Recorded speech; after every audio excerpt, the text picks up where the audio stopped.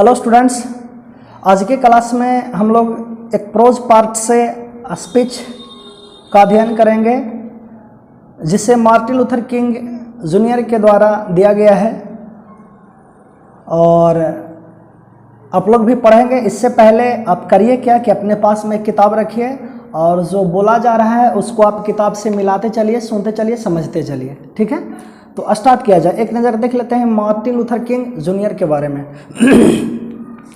तो देखिए, Martin Luther King junior के बारे में कहा जा रहा है, कहते हैं 1929, it means Martin Luther King junior का जन्म हुआ था 1929 ईस्वी में एंड 1968 और 1968 ईस्वी में इनको हत्या कर दिया गया था। इनका हत्या कर दिया गया था 1968 ईस्वी में। आप लोग ये सब चीज़ जरूर याद रखिएगा कि कब इनका जन्म हुआ था, कब मृत्यु हुआ था, तो याद होना चाहिए। 1929 ईस्वी में जन्म हुआ और 1968 ईस्वी में इनको मार दिया गया था। आगे देखिए क्या कहते हैं। ए बैप्टिस्ट मिनिस्टर बाय ट्रेनिंग, ये ट्रेनिंग से एक बैप्टिस्ट मिनिस्टर थे, गिरजाघर का एक पुजारी थे। ये became a civil rights activist early in his career, और ये आगे चल करके ये एक्टिविस्ट बने थे। एक्टिविस्ट का मतलब होता क्या है समझिएगा। एक्टिविस्ट का मतलब होता है राजनीतिक या सामाजिक व्यवस्था में परिवर्तन लाने वाला उत्साही कार्यकर्ता होता है। तो ये सिविल राइट्स एक्टिविस्ट बने थे। इसका मतलब क्या हो गया, तो भाई नागरिक अधिकारों की सुरक्षा और अधिकार दिलाने के लिए काम करने वाले, कार्य करने वाले ये कार्यकर्ता हुए थे। और कब हो गए थे, तो अर्ली इन हिज कैरियर, ये अपने जीवन के प्रारंभिक अवस्था में ही, ये अपने जीवन के शुरुआती अवस्था में ही एक्टिविस्ट बन गए थे। लीडिंग द मॉन्टगमरी बस बाइकॉट, और इन्होंने एक बाइकॉट को नेतृत्व किया था। वो बाइकॉट का नाम क्या था, मॉन्टगमरी बस बाइकॉट। इससे रिलेटेड एक घटना है, मैं चर्चा करता हूँ। चर्चा यह है मॉन्टगमरी बस बाइकॉट के बारे में कि अमेरिका का कभी यह नियम कानून था कि भाई काले जाति लोग और गोरे जाति के लोग रहा करते थे उसमें, तो काले जाति के लोगों के सामने यदि जो गोरे जाति के लोग आ जाए तो काले जाति के लोग वहाँ पर बैठे नहीं रह सकते थे। यदि जो बस में यात्रा कर रहे हैं तो काले जाति लोग पहले से बैठे हुए हैं, तो भाई काले जाति के लोगों को सीट छोड़ना पड़ता था। तो एक बार हुआ ये कि बस में सफ़र करना हो रहा था, उसी दरमियान हुआ क्या कि एक गोरा बस पे चढ़ा और बस में सीट है जो कि भरी हुई थी, सब लोग बैठे हुए थे, गोरे जाति के लोग भी बैठे हुए थे, काले जाति के भी लोग बैठे हुए थे। तो यह नियम था कि यदि जो गोरा कोई प्रवेश करता है बस में और बस में सीट नहीं है, तो उसमें यदि जो काले जाति के कोई लोग बैठा हुआ है ना, तो काले जाति के लोगों को सीट छोड़ना पड़ेगा। जितना गोरा प्रवेश किया है उतना सीट छोड़ना पड़ेगा, ऐसा था। तो हुआ क्या चीज़ कि एक गोरा को बस में आना हुआ, तो उस बस में एक बैठी हुई थी अफ्रीकी अमेरिकन बैठी हुई थी, जिसका नाम था रोजा लुइस मक्काली पार्क्स। रोजा लुइस मक्काली पार्क्स, और यह भी एक एक्टिविस्ट थी। तो हुआ क्या चीज़ कि उस गोरे के लिए ये महिला रोजा लुइस मक्काली पार्क्स जो थी, ये सीट छोड़ने से इनकार कर देती है। अब इसके कारण पुलिस का आना हुआ और पुलिस है जो कि उस महिला को अरेस्ट कर करके लेकर चला जाता है। तो एक तरह से ये अन्याय था ना, ऐसा करना अन्याय था कि भाई हम पहले से सीट लेकर के बैठे हुए हैं, हम भी टिकट लेके आए हैं जी, पहले से बैठे हुए हैं और कोई गोरा आएगा तो हम उसके लिए सीट छोड़ देंगे, ये तो कोई राइट वाला बात हुआ नहीं। लेकिन था ऐसा नियम कि आपको सीट छोड़ना पड़ेगा यदि जो आप काले जाति के लोग से हैं तब। तो वो महिला इसका अपोज करी, लेकिन पुलिस के द्वारा उसे अरेस्ट कर लिया गया। तो इसके अगेंस्ट में ही एक बहिष्कार किया गया और उसी बहिष्कार का नाम पड़ा मॉन्टगमरी बस बाइकॉट। और ये जो अव्यवस्था था, ये जो कुव्यवस्था था, इसके लिए एक एक्ट पारित हुआ आगे चल करके। काले जाति के लोगों के पक्ष में एक एक्ट पारित हुआ जिसको नाम दिया गया ये civil rights act, civil right acts. तो वही मॉन्टगमरी बस बायकॉट जो हुआ ना, इस बहिष्कार का ये नेतृत्व किए थे। And helping to found the southern Christian leadership conference. और आगे चल करके ये जो मार्टिन लूथर किंग जूनियर हैं, इन्होंने सदर्न क्रिश्चियन लीडरशिप कॉन्फ्रेंस का स्थापना भी किए थे। और देखिए, influenced by Gandhi ji, Martin Luther King Junior जो थे ये महात्मा गांधी से बहुत ही प्रभावित हुए थे, बहुत प्रभावित थे महात्मा गांधी से। His philosophy of non violent resistance. और मार्टिन लूथर किंग के अंदर एक फिलोसॉफी था, एक प्रवृत्ति था, एक आचरण था, एक सोच था। किस टाइप का? Non violent resistance. यदि जो वो ये किसी का अपोज भी करते थे, विरोध भी करते थे, तो इनका विरोध अहिंसात्मक हुआ करता था। उसमें मार काट हिंसा वाला कोई काम नहीं हुआ करता था। तो ये अपने अहिंसात्मक विरोध के आचरण के कारण, अहिंसात्मक विरोध का जो इनके अंदर फिलॉसॉफी था ना, तो उस फिलॉसॉफी के कारण, उस फिलॉसॉफी से ये पूरे, कहता है non violent resistance brought him worldwide attention, पूरे विश्व भर का ध्यान ये अपनी ओर आकर्षित किए थे। किस कारण से? इनके अंदर जो फिलॉसॉफी था, किस तरह का फिलॉसॉफी? ये अहिंसात्मक विरोध का फिलॉसॉफी था।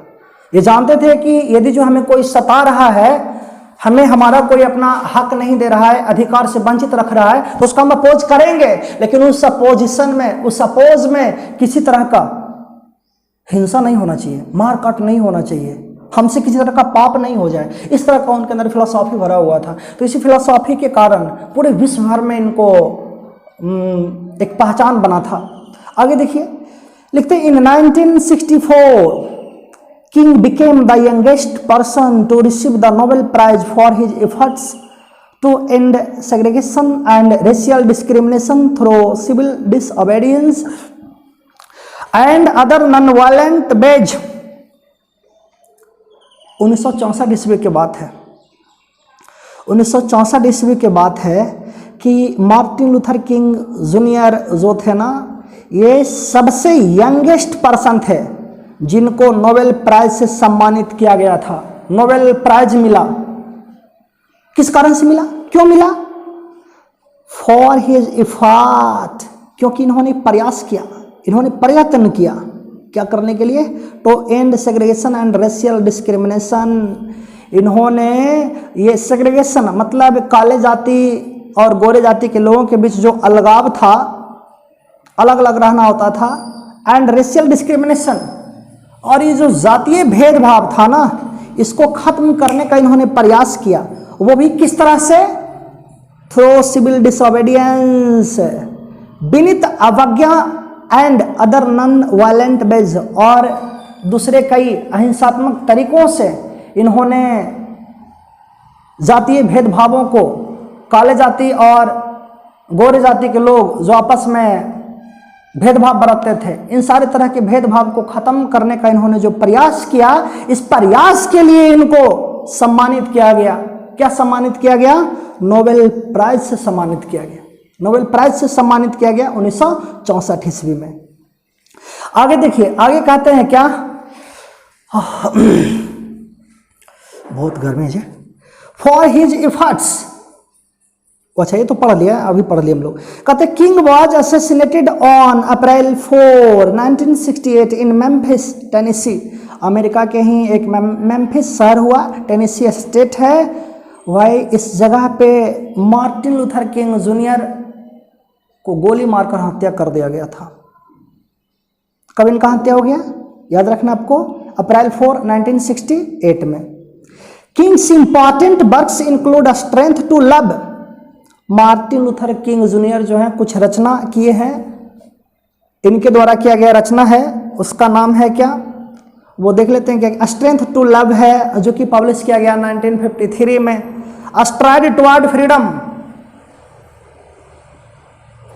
द मॉन्टगमरी स्टोरी 1958 में पब्लिश किया गया। व्हाई वी कांट वेट, यह भी एक रचना है जिसे पब्लिश किया गया 1964 में। एंड एक और है where do we go from here, chaos or community, इसको पब्लिश किया गया 1968 में। और अभी जो हम लोग पढ़ रहे हैं I have a dream is a speech he delivered on the steps of the Lincoln Memorial in Washington DC on August 28, 1963। I have a dream जो हम लोग पढ़ने जा रहे हैं ना, ये स्पीच है उन्हीं के द्वारा, मार्टिन लूथर किंग जूनियर के द्वारा दिया गया था। कहाँ दिया गया था भाई? तो अमेरिका के ये वाशिंगटन डीसी में लिंकन मेमोरियल, अब्राहम लिंकन का एक स्मारक बना हुआ था, उसी स्मारक में लिंकन मेमोरियल, अब्राहम लिंकन का स्मारक बना हुआ था। तो भाई उन्हीं के कदम तले इन्होंने ये भाषण दिया। और कब? तो ऑन अगस्त 28, 1963, 28 अगस्त 1963 ईस्वी में। Here he speaks about his dream of seeing Alabama as a developed state. ये जो भाषण है ना, आई हैव ए ड्रीम, जो भाषण हम लोग पढ़ेंगे, तो इसमें भाई लिखे हैं वो किस चीज़ के बारे में, किस चीज़ के बारे में वो बोले हैं, वो भाषण दिए हैं किस चीज़ के बारे में? उनका एक सपना है। क्या सपना है? अलबामा, जो कि अमेरिका का एक स्टेट है, वो सपना देख रहे हैं अलबामा को देखने के लिए। वो सपना देखे हैं अलबामा को किस रूप में देखने के लिए सपना देखे हैं? एज ए डेवलप्ड स्टेट, एक विकसित राष्ट्र, एक विकसित राज्य के रूप में देखने का ये सपना देखे हैं। ये चाहते हैं कि अलबामा एक विकसित राज्य बने, फ्री ऑफ रेशियल डिस्टिंक्शन, ऐसा राज्य बने जिसमें किसी तरह का भेदभाव ना हो between the whites and the blacks, मतलब काले जाति के लोग और गोरे जाति के लोगों के बीच किसी तरह का भेदभाव ना हो, ऐसा वो अलबामा को देखना चाहते हैं। इस तरह के राज्य के रूप में अलबामा को देखना चाहते हैं, और इसी बातों को वो स्पीच में मेंशन करते हैं। कहते the speech had the huge impact in raising public consciousness for civil rights movement and in establishing King as one of the greatest orators in American history। और ये जो स्पीच दी है ना, इस स्पीच का बहुत बड़ा प्रभाव पड़ा, इसका बहुत प्रभाव देखा गया, बहुत बड़ा प्रभाव देखा गया। किस चीज में? इन रेजिंग पब्लिक कॉन्शियसनेस, मतलब लोगों के जागृति को ऊपर उठाने में, लोगों के जागृति को ऊपर उठाने में इनके स्पीच का बहुत ही बड़ा इंपॉर्टेंस रहा, महत्व रहा, बहुत बड़ा एक प्रभाव रहा। अच्छा, लोगों का जो कॉन्शियसनेस था, जागृति था, ये उठाना चाह रहे थे। किसके लिए? किस चीज के लिए? तो फॉर सिविल राइट्स मूवमेंट, मतलब नागरिक अधिकार के लिए मूवमेंट के प्रति सारे लोग को ये जागृत करना चाहते थे। तो इस काम में इनका जो स्पीच रहा, स्पीच का बहुत बड़ा इंपॉर्टेंस रहा। इनका स्पीच लोगों के जागृति को ऊपर उठाने में बहुत प्रभावित किया। And in establishing King as one of the greatest orators in American history. और ये जो स्पीच दिए ना, उनका यही speech I have a dream जो स्पीच रहा, इनके यही स्पीच से इनको अमेरिकन हिस्ट्री में, अमेरिका के इतिहास में सबसे बड़े वक्ताओं में से एक होने का पहचान दे दिया। इसी स्पीच से सारे महान वक्ताओं में से एक के रूप में इनको समझा जाने लगा। अब देखिए आगे हम लोग पढ़ेंगे यह स्पीच क्या दिए हैं, उसके बारे में आते हैं। आप लोग किताब से मिलाते रहिएगा, साथ में चलते चलिए, वीडियो के अंत तक बने हुए रहिएगा, स्किप नहीं करना है, बीच में वीडियो नहीं छोड़ना है देखने के लिए। देखिए लिखते हैं आई हैव ए ड्रीम, मेरा एक सपना है। कौन कह रहे हैं जी? Martin Luther King Junior. कहते हैं देखिए 5 score years ago, 5 score years ago, score sense देता है 20 का, तो 5 इंटू 20 कितना हो गया? 20 25 100, या ना, ईयर्स अगो, यानी कि आज से 100 वर्ष पहले की बात। एक बात और आप बताइए तो, मार्टिन लूथर किंग कहाँ भाषण दे रहे हैं? तो अमेरिका के वाशिंगटन डीसी में। ये कहाँ थे? तो भाई लिंकन मेमोरियल में वाशिंगटन डीसी में लिंकन का एक स्मारक बना हुआ है, उन्हीं के कदम तले ये भाषण दे रहे हैं। तो कह रहे हैं कि भाई आज से 100 वर्ष पूर्व की बात है, आज से 100 वर्ष पहले की बात है। एक ग्रेट अमेरिकन, एक महान अमेरिकी हुआ करते थे।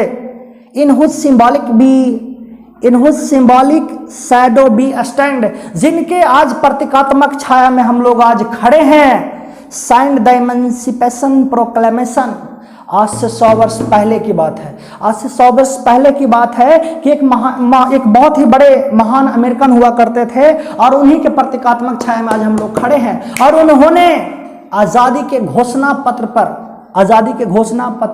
साइंड, मतलब आज़ादी के घोषणा पत्र पर साइन किया था। आज़ादी की घोषणा पत्र पर साइन किया था, यानी कि उन्होंने साइन कर बताया क्या से हम सब काले जाति के लोग, गोरी जाति के लोग, सब लोग एक साथ घुल मिल करके रहेंगे। अब सब लोग स्वतंत्र हैं, सारे काले जाति के लोग स्वतंत्र हैं, उनको हर तरह का अधिकार मिलेगा। इस बात पर हस्ताक्षर किया गया था, इस बात को लेकर हस्ताक्षर किया गया था। दिस मोमेंटस डिक्री, ये जो आजादी की घोषणा पत्र पर हस्ताक्षर किया गया, एक तरह का वो घोषणा था। तो कहते हैं ये महत्वपूर्ण घोषणा, आजादी के लिए घोषणा पत्र पर साइन करना एक तरह का महत्वपूर्ण घोषणा हुआ। जैसे कि हम आप लोगों को कहें कि हम आप लोग के सामने घोषणा करते हैं कि सारे लोग को बगैर कोई फी लिए हुए पढ़ाया जाएगा, और मैं इस बात के लिए अपना सिग्नेचर देता हूं। इसका मतलब क्या हुआ? सिग्नेचर कर रहे हैं, साइन कर रहे हैं, इसका मतलब हम घोषणा कर रहे हैं सारे लोग को कि वहाँ भाई इस बात पर आपने साइन किया, इसका मतलब आपको फ्री ऑफ कॉस्ट पढ़ाना पड़ेगा, बिना कोई फी का पढ़ाना पड़ेगा। तो ये जो इमेंसिपेशन प्रोक्लेमेशन पर साइन किए थे, इसका मतलब वो जो एक महत्वपूर्ण घोषणा रहा ना, वो महत्वपूर्ण घोषणा came as a great beacon. इसका मतलब क्या हुआ? आगे देखिए, जोड़ करके कहते हैं, beacon light of hope to millions of Negro slaves who had been seared in the flames of withering injustice. कहते हैं कि आज से 100 वर्ष पहले एक महान अमेरिकन ने है जो कि हस्ताक्षर किया, उनका हस्ताक्षर करना ऐसा लगता है कि हम लाखों लाख की संख्या में उन काले जाति के लोगों के लिए उनके द्वारा हस्ताक्षर करना कुछ साबित हुआ। क्या साबित हुआ? उन वैसे सारे काले जाति के लोगों के लिए जो गुलाम हुआ करते थे, उन काले जाति के लोगों के लिए एक कहता है कि उम्मीद की किरण के रूप में आकर उभरा। जो लोग बेचारे कर रहे थे क्या, जो लोग बेचारे अन्याय की ज्वाला की लपटों में धू धू कर जलते आ रहे थे, वैसे वैसे लोगों के लिए वो घोषणा करना, आजादी की घोषणा पत्र पर हस्ताक्षर किए, तो वो हस्ताक्षर करना ये देखकर ऐसा लगा कि सारे लोगों के मन में एक उम्मीद की किरण है जो कि आ पड़ा, उम्मीद की किरण फूट पड़ा।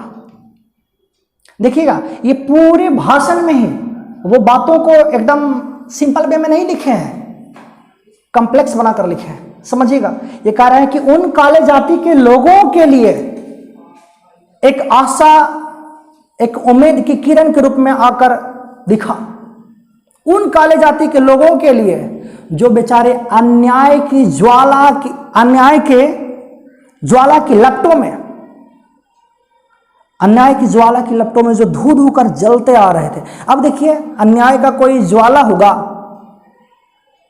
अब देखिए अन्याय का कोई ज्वाला होगा, उसका कोई लपट होगा, उसमें जो जल रहे थे। तो ये ऐसे ना कह करके और भी कह सकते थे कि जो बेचारा काले जाति के लोग थे ना, वो अन्याय का सामना करते आ रहे थे, उन्हीं काले जाति के लोगों के लिए वो हस्ताक्षर करना, आज़ादी की घोषणा पत्र पर हस्ताक्षर करना, उनके लिए आशा या उम्मीद का एक किरण बनकर उभरा। आगे देखिए, कहते हैं, it came as a joyous daybreak to end the long night of captivity. वही जो आज़ादी की घोषणा पत्र पर हस्ताक्षर करना हुआ ना, तब ऐसा लगा काले जाति के लोगों के लिए कि वह गुलामी की लंबी रात समाप्त हुआ और काले जाति के लोगों के लिए एक आनंदमयी दिवस का शुरुआत हुआ। आनंद से भरा हुआ, खुशियों से भरा हुआ दिन का शुरुआत हुआ। अब देखिए, आगे देखते हैं पैराग्राफ 2 में, कहते हैं, but 100 years later we must face the tragic fact that the Negro is still not free।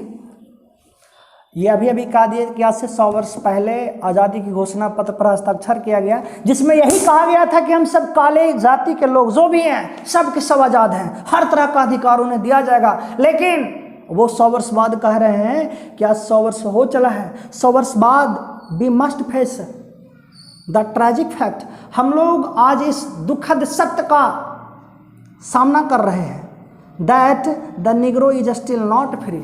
100 वर्ष बाद पुनः इस दुखद सत्य का सामना करना पड़ रहा है, मुझे कहना पड़ रहा है कि 100 वर्ष बाद आज़ादी की घोषणा पत्र पर हस्ताक्षर करने के बाद भी हम सब के सब काले जाति के लोग स्वतंत्र नहीं हैं। दुख के साथ मुझे कहना पड़ रहा है।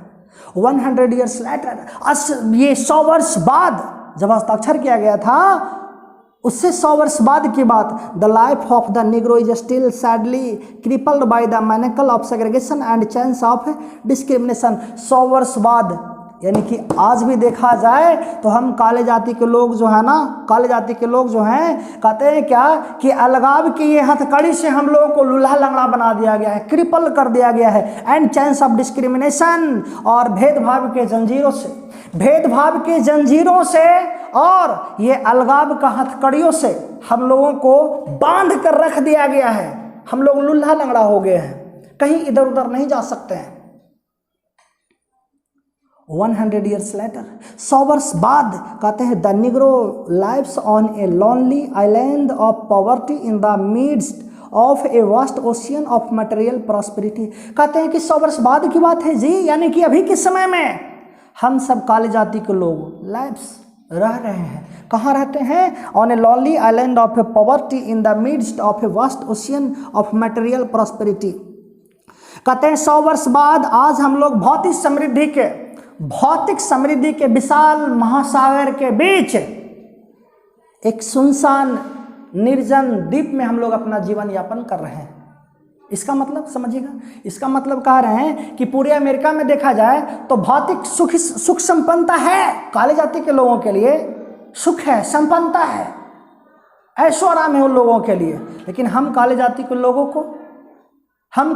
लोगों को गरीबी का सामना करना पड़ रहा है। तो ये जो काले जाति के लोगों के लिए जो गरीबी का सामना करना पड़ रहा है ना, इसके लिए उन्होंने कहा क्या चीज़ कि भाई वो कह रहे हैं गरीबी की सुनसान निर्जन द्वीप में हम लोग जीवन यापन कर रहे हैं। जबकि दूसरी ओर देखा जाए गोरे जाति के लोग तो वो भौतिक समृद्धि के विशाल महासागर के बीच में अपना जीवन यापन कर रहे हैं। आगे देखिए, कहते हैं Negro is still languishing in the corners of American society and finds himself an exile in his own land. कहते हैं कि आज भी काले जाति के लोग जो है ना, इस सब के सब अमेरिका के कोने में ही अभी सफलता के मार्ग में वो पीछे हैं, सफलता इनको नहीं मिल रहा है, हर तरह के अधिकार को पाने से ये वंचित हैं। और हम काले जाति के लोगों के लिए यहाँ अपने ही जमीन पर, अपने ही भूमि पर ऐसा एहसास किया जा रहा है, ऐसा हम लोग महसूस कर रहे हैं कि हम लोग अपने ही जमीन पर, हम लोग अपने ही भूमि पर प्रवासी हैं, कहीं दूसरे जगह से आए हैं। ऐसा हम लोगों के साथ सलूक किया जाता है। हम लोग को अपने ही घर में एहसास हो रहा है कि हम लोग बेगाने हैं, हम लोग कहीं और से आ बसे हैं। यह स्थिति है हम काले जाति के लोगों के लिए। कहते सो वी हैव कम, इसलिए आज हम सब काले जाति के लोग यहाँ पे आए हैं। Here today to dramatize an appalling condition, इसीलिए हम सब काले जाति के लोग आज यहाँ इकट्ठा हुए हैं। अपने इस अपैलिंग कंडीशन को, ये भयावह स्थिति को नाटकीय रूप देने के लिए हम लोग आए हैं। आगे देखिए, थर्ड में कहते हैं इट इज़ ऑब्वियस टुडे, आज तो ये स्पष्ट है, आज ये स्पष्ट है that America has defaulted on this promissory note. आज यह स्पष्ट हो चला है, आज यह स्पष्ट हो गया है कि ये जो अमेरिका है ना, ये जो अमेरिका है वो इस on this promissory note America अपने ही द्वारा दिए गए वचन पत्र को वो भूल रहा है। वो वचन पत्र पर क्या साइन किया है, क्या वादा किया गया था इस वादा को, इस वचन पत्र को अमेरिका है जो कि आज भूल चुका है। In so far as her citizens of colour are concerned, जहाँ तक कि आज अमेरिका के ये रंगों के संबंध में बात किया जाए, काले जाति के लोग गोरे जाति के लोगों के बीच बात किया जाए, तो भाई अमेरिका आज ये अपने वचन पत्र को भूल चुका है। ऐसा क्यों कह रहे हैं कि भाई कभी न कभी आज से 100 वर्ष पहले बताया गया था ना, घोषणा किया गया था कि आज से सबके सब लोग को एक समान अधिकार रहेगा, चाहे तो वो काले जाति के लोग हो, गोरे जाति के लोग, सबके लिए समान अधिकार है। जो हक गोरे जाति के लोगों को मिलेगा वही हक, वही अधिकार काले जाति के लोगों को भी मिलेगा। लेकिन आज हस्ताक्षर करने के बावजूद भी काले जाति के लोगों को उनके अधिकारों से वंचित रखा जा रहा है, इसलिए वो ऐसा कह रहे हैं। कहते हैं instead of honouring this sacred obligation America has given the Negro people a bad cheque which has come back marked insufficient funds. कहते हैं कि भाई ये जो उस दिन आज से 100 वर्ष पहले ये जो समझौता हुआ था, एक पवित्र समझौता हुआ था। समझौता किसको बोल रहे हैं? ये जो आज़ादी के घोषणा पत्र पर जो साइन हुआ ना, उसको समझौता बोला जा रहा है। तो कहते हैं कि उस पवित्र समझौते को ऑनर देने के बजाय, सम्मान देने के बजाय, ये अमेरिका ने हम काले जाति के लोगों को एक खराब चेक प्रदान कर दिया है, एक बैड चेक प्रदान किया है, विच हैज कम बैक मार्क्ड, जो कि लौट आया है। उस चेक पे ये लिखा कर लौटा दिया गया है, उस चेक पे ये लिखकर लौटा दिया गया है कि इनसफिशिएंट फंड्स, कि आपके इस अकाउंट में, आपके नामे इस अकाउंट में इनसफिशिएंट फंड्स है, मतलब उसमें कोई राशि नहीं है। अब बताइए यहाँ पर राशि का बात किया जा रहा है क्या? राशि के माध्यम से कह रहे हैं क्या चीज कि इनको जो न्याय मिलना था, जो अधिकार मिलना था काले जाति के लोगों के लिए, वो न्याय नहीं है, वो अधिकार नहीं है। इनके अकाउंट में न्याय और अधिकार रूपी धन संपत्ति नहीं है। ऐसा चेक इन लोगों को प्रदान करा दिया गया था। अब देखिए कहते हैं but we refuse to believe that the bank of justice is bankrupt. लेकिन भाई हम लोग तो ये मानेंगे ही नहीं, हम लोग ये इनकार करते हैं कि न्याय का बैंक भी कभी दिवालिया हो जाए, ऐसा हम लोग मान नहीं सकते हैं। वाई ये न्याय रूपी जो बैंक है ये दिवालिया हो जाए, ऐसे कैसे हो सकता है? हम काले जाति के लोगों को भी न्याय मिलना चाहिए। इस बैंक में हम काले जाति के लोगों के लिए न्याय खत्म नहीं हो सकता है, हम लोग इस बात को कभी मान नहीं सकते हैं। We refuse to believe that there are insufficient funds in the great बॉल्स of opportunity of the nation. वाई गोरे जाति के लोगों के लिए इस पूरे राष्ट्र में ढेरों सारा अवसर है, ढेर सारा मौका है। लोग अपने अपने जीवन को, काले जाति के लोग जो हैं अपने अपने जीवन को वो सुख और संपन्नता के साथ व्यतीत कर रहे हैं, और हम काले जाति के लोगों के लिए इनसफिशिएंट फंड्स नहीं, हम लोग ऐसा मान नहीं सकते हैं। हम काले जाति के लोगों के लिए भी वही समान अधिकार मिलना चाहिए, वही न्याय मिलना चाहिए। आगे कहते हैं so we have come to cash this cheque. वही जो हम लोगों को खराब चेक दे दिया गया है ना, उसके बदले ही फिर से हम लोग चेक को भंजाने आए हैं। इसका मतलब चेक को भंजाने आए हैं, इसका मतलब क्या? मतलब हम लोग अपने न्याय और अधिकार को मांगने आए हैं। हम लोग को जो न्याय और अधिकार मिलना चाहिए उसके लिए हम लोग लड़ने आए हैं। हम लोग को वो समान अधिकार, वो समान न्याय मिलना चाहिए। A cheque that will give us upon demand the riches of freedom. हम उस चेक को भंजाने आए हैं, हम लोग उस चेक को भंजाने आए हैं जो हम लोगों को प्रदान करेगा, give us upon demand the riches of freedom and the security of justice. हम लोग उस चेक को भंजाने आए हैं जो चेक हम काले जाति के लोगों के लिए स्वतंत्रता रूपी संपन्नता, स्वतंत्रता रूपी सुख, स्वतंत्रता रूपी अमीरी और कहते हैं न्याय रूपी सुरक्षा हम लोगों को प्रदान कराएगा। उसी चेक को हम लोग आज भंजाने आए हैं। और कहते हैं we have also come to this hallowed spot to remind America of the fierce urgency of now. हम लोग आज इस पवित्र हॉलोड स्पॉट, पवित्र स्थल पे कहते हैं कि हम लोग आज इस पवित्र स्थल पे आए हैं अमेरिका को याद दिलाने के लिए। क्या अमेरिका को याद दिलाने के लिए आए हैं? The fierce urgency of now, कि हम काले जाति के लोगों के लिए अभी क्या अर्जेंसी है, क्या आवश्यकता है, हम अपने आवश्यकताओं को याद दिलाने आए हैं। ये पूरे अमेरिका वासी को, पूरे अमेरिका को याद दिलाने हैं कि हम लोगों के लिए क्या अभी अर्जेंट है, क्या ज़रूरत है, क्या आवश्यकता है, हम अपने आवश्यकताओं के बारे में बताने आए हैं।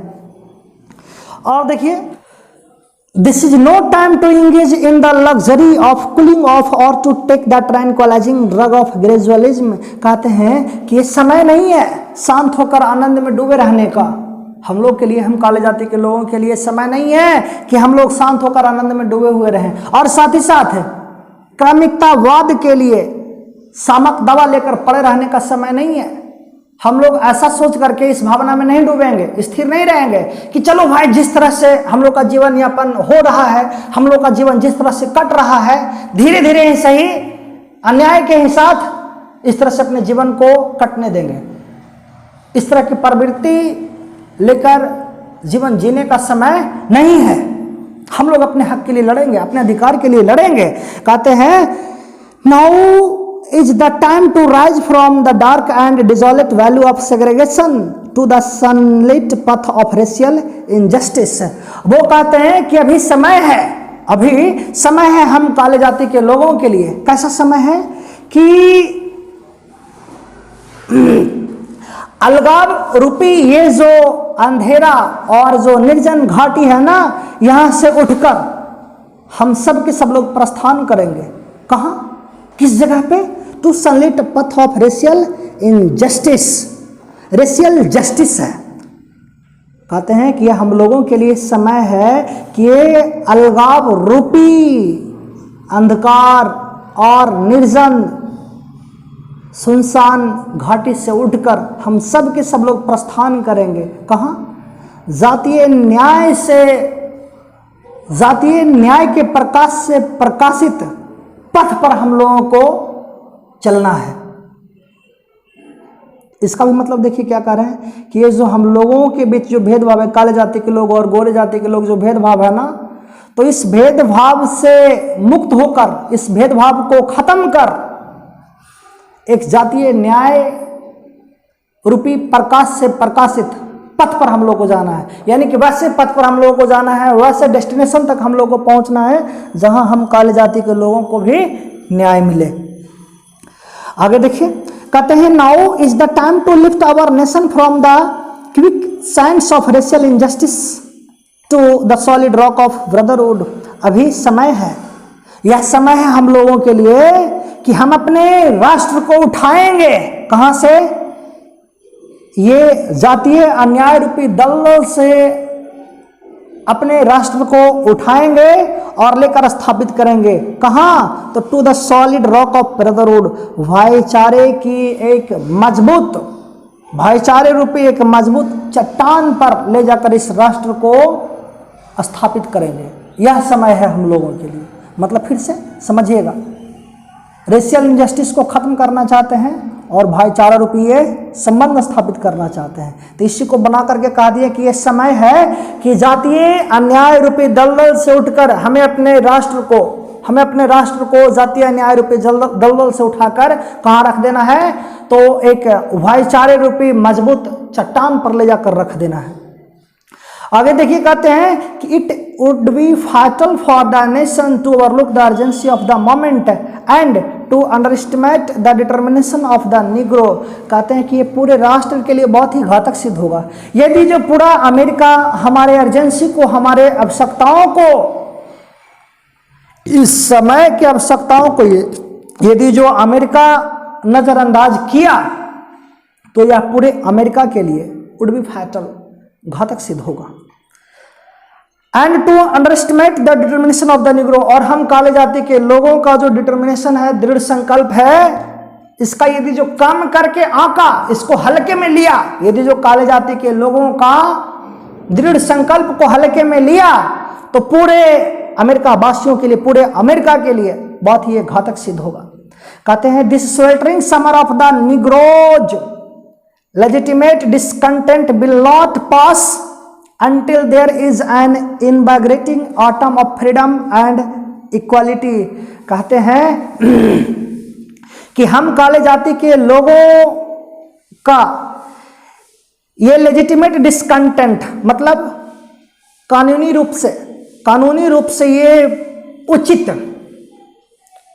असंतोष का जो भावना है, ये जो असंतोष है, इस असंतोष के रूप में हम लोगों के अंदर का तपता हुआ गर्मी तब तक खत्म नहीं होगा जब तक कि an invigorating autumn of freedom and equality, जब तक कि स्वतंत्रता और समानता रूपी एक शक्तिवर्धक पतझड़ ऋतु ना आ जाए, तब तक हम लोगों के अंदर का ये जो तपती हुई गर्मी लेजिटिमेट डिस्कंटेंट के रूप में है, असंतोष के रूप में जो तपती हुई गर्मी है, झुलसा देने वाली गर्मी है, हम लोग के अंदर से कभी खत्म नहीं होगा।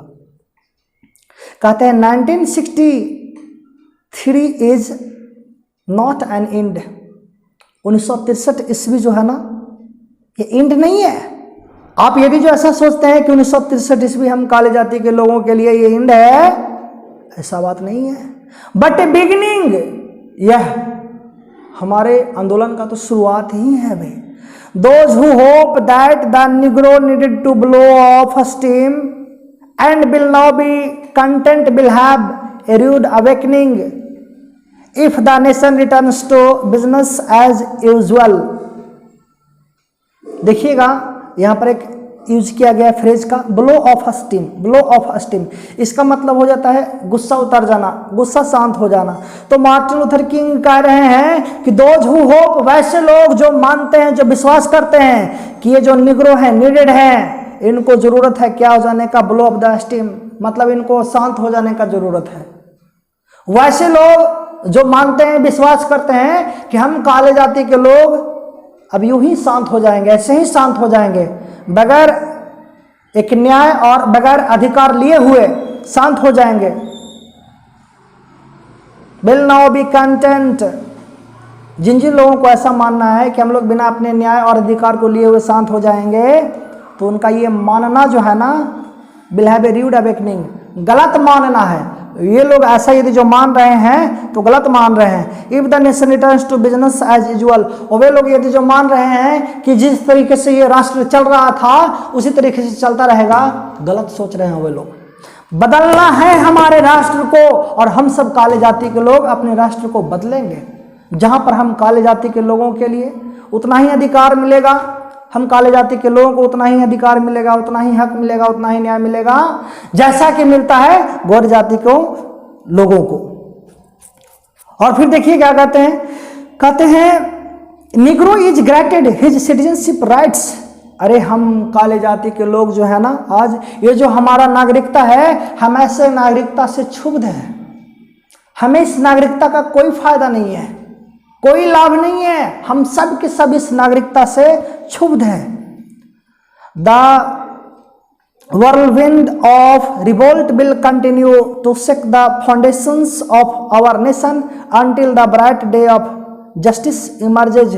कहते हैं कि ये जो हम काले जाति के लोगों के लिए विद्रोह रूपी whirlwind, मतलब वो कहते हैं हम काले जाति के लोगों के लिए विद्रोह रूपी चक्रवात जो है ना, विल कंटिन्यू, तब तक है जो कि जारी रहेगा। क्या करना? To shake the foundations of our nation. मतलब फिर से समझ लीजिएगा कि हम काले जाति के लोगों का ये जो विद्रोह रूपी चक्रवात है, इस राष्ट्र के गठन को, फाउंडेशन को, राष्ट्र के फाउंडेशन को, इस राष्ट्र के फाउंडेशन को तब तक झकझोरते रहेगा जब तक कि bright day of justice emerges, जब तक कि न्याय रूपी एक उज्जवल भविष्य हम लोग को ना दे दिया जाए। हम लोगों को जब तक न्याय नहीं दिया जाएगा तब तक इस राष्ट्र के फाउंडेशन को हमारा विद्रोह रूपी चक्रवात जो है ना, झकझोरते रहेगा, हमेशा के लिए हिलाते रहेगा। आगे देखिए कहते हैं but there is something that I must say to my people. Martin Luther King कह रहे हैं कि लेकिन मैं अभी आप लोगों के सामने खड़ा हूं, लेकिन मुझे एक बात कहना है। क्या बात कहना है? कि there is something that I must say to my people. एक बात है जो मुझे अपने लोगों से कहना है, उन लोगों से कहना है who stand on the warm threshold which Leeds into the palace of justice. मुझे अपने ही लोगों से यह कहना है कि आप लोग आज उस गर्म दहलीज पे खड़े हैं, उस चौखट पे खड़े हैं, उस प्रवेश द्वार पे खड़े हैं जिसका रास्ता जाता है, जिसका मार्ग जाता है, कहाँ जाता है? Which Leeds into the palace of justice, जिसका मार्ग कहाँ जाता है? तो न्याय रूपी दरबार तक इसका मार्ग जाता है। मतलब आज हम सबके सब लोग उस दरवाजे पे खड़े, उस दहलीज पे खड़े हैं जिसका रास्ता, जिसका मार्ग न्याय रूपी राजमहल तक जाता है। यानी कि हम लोग जो कर रहे हैं इससे हम लोग न्याय तक पहुंच सकते हैं। In the process of gaining our rightful place we must not be guilty of wrongful deeds. Martin Luther King कहते हैं ना कि हम लोगों को अपना एक उचित जगह को प्राप्त करना है, हम लोगों को अधिकार प्राप्त करना है, हम लोगों को न्याय मांगना है।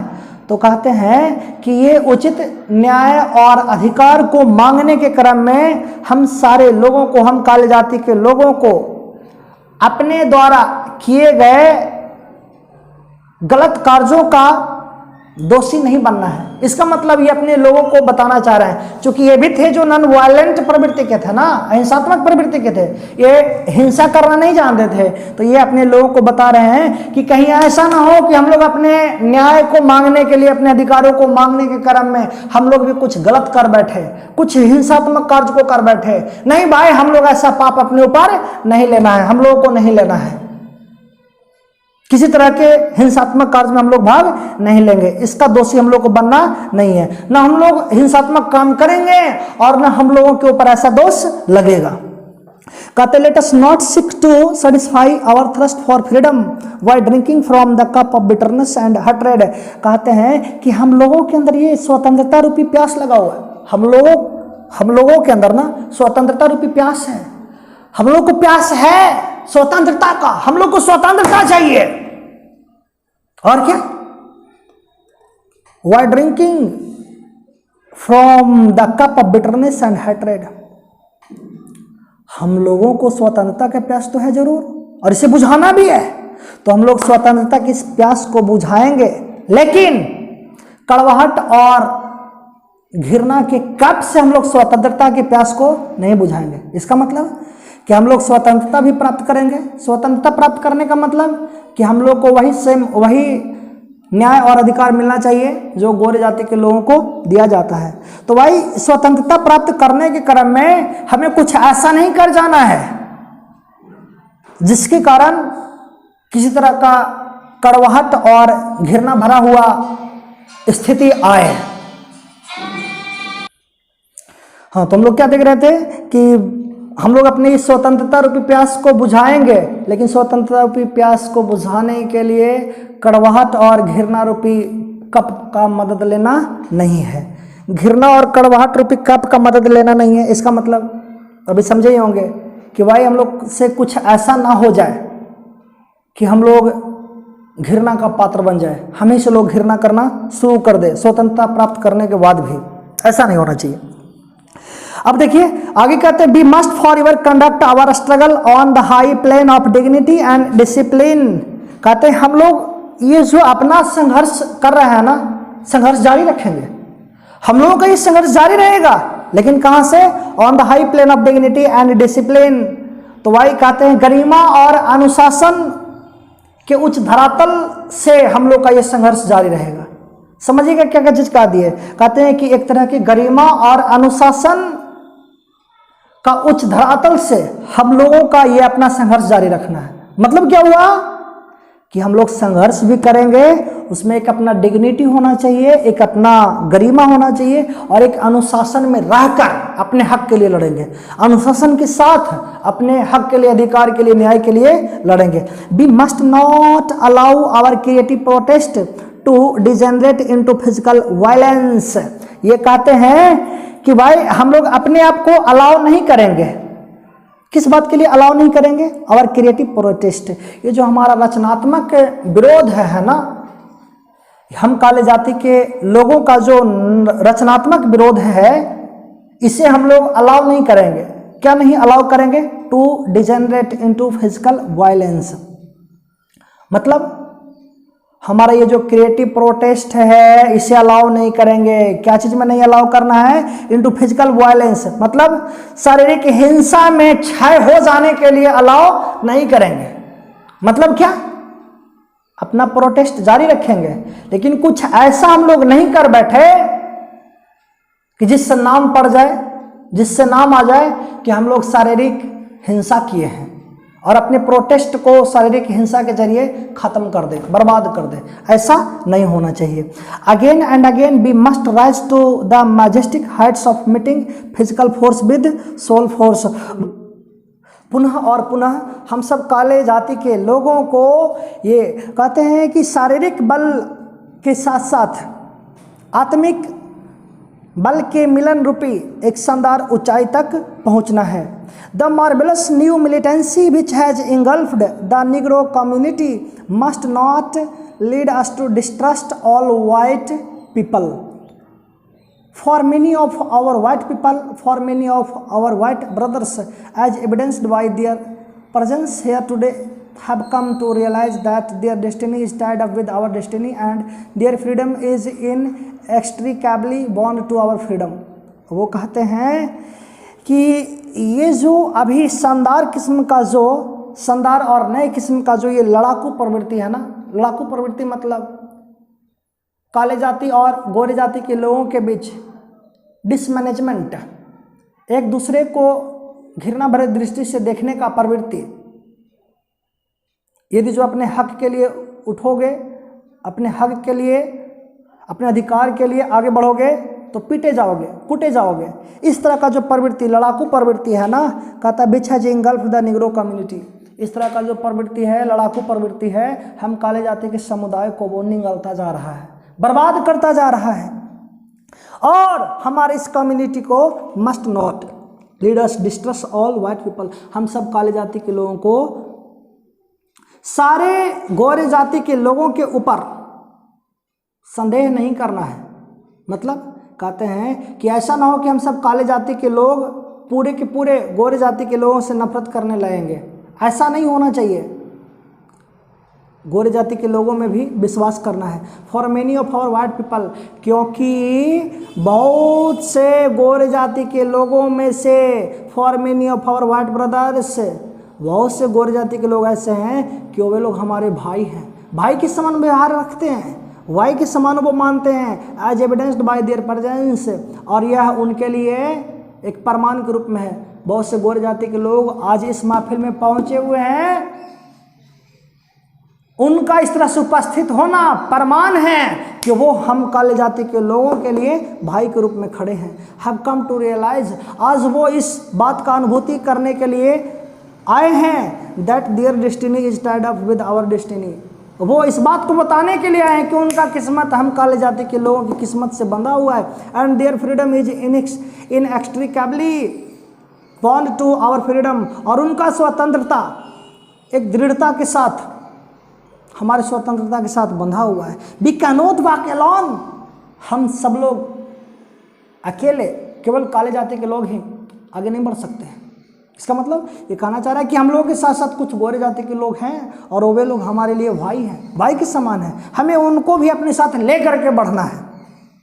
आगे देखिए कहते हैं एंड एज वी वॉक, और हम लोग जैसे आगे बढ़ेंगे, we make the place that we shall always march ahead. कहते हैं हम लोग को एक साथ आगे बढ़ना है। हम लोग आपस में शपथ लेंगे कि हम सब के सब लोग एक साथ हमेशा आगे की ओर बढ़ते रहेंगे। We can not turn back. और जब हम लोग आगे की ओर प्रस्थान कर जाएंगे, आगे की ओर बढ़ने लगेंगे, तब हम लोग पीछे की ओर नहीं मुड़ेंगे। There are those who are asking the devotees of civil rights. कहते हैं कि कुछ वैसे लोग हैं devotees of civil rights, asking the devotees of civil rights. ये नागरिकों के अधिकार का जो श्रद्धालु हैं, डिवोटीज हैं, नागरिक हैं, तो उन नागरिकों से कुछ पूछते हैं, यानी कि हम ही काली जाति के लोगों से कोई लोग पूछते हैं, क्या पूछते हैं कि when will you be satisfied, कि आप कब संतुष्ट होइएगा, आप लोग कब संतुष्ट होइएगा। We can never be satisfied as long as our bodies heavy with the fatigue of travel, can not gain lodging in the motels of the highways and the hotels of the cities. हम काले जाति के लोगों से, हम नागरिकों से कुछ लोग ऐसा पूछते हैं कि आप लोग कब संतुष्ट होइएगा। तो हम लोग का कहना है कि हम लोग तब तक संतुष्ट नहीं होंगे जब तक कि यात्रा के लंबी सफर के कारण थक जाने के बाद हम लोगों को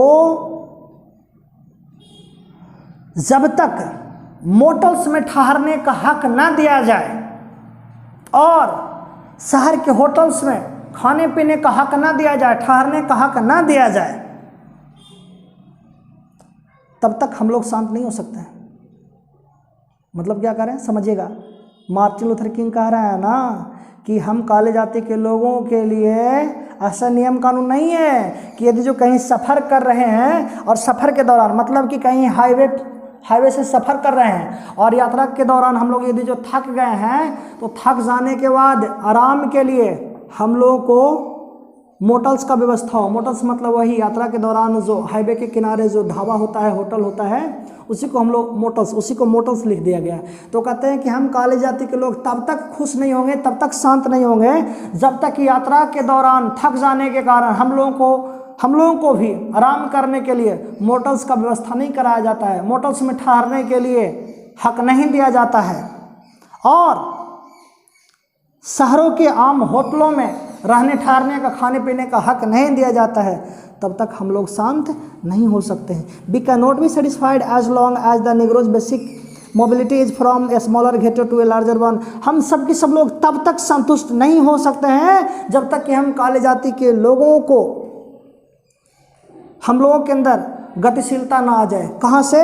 इन छोटे छोटे झुग्गी झोपड़ियों से उठकर बड़े बड़े मकानों में रहने के लिए हक नहीं प्रदान किया जाए, तब तक हम लोग शांत नहीं हो सकते। यहाँ पर वर्ड दिया गया है गेटो, जिसका मतलब होता है झुग्गी झोपड़ी वाला बस्ती, या ना पिछड़ी बस्ती, इसका मतलब होता है। तो मार्टिन लूथर किंग अपना हक के लिए लड़ रहे हैं कि भाई हम लोग शांत कैसे हो सकते हैं, हम लोग संतुष्ट कैसे हो सकते हैं।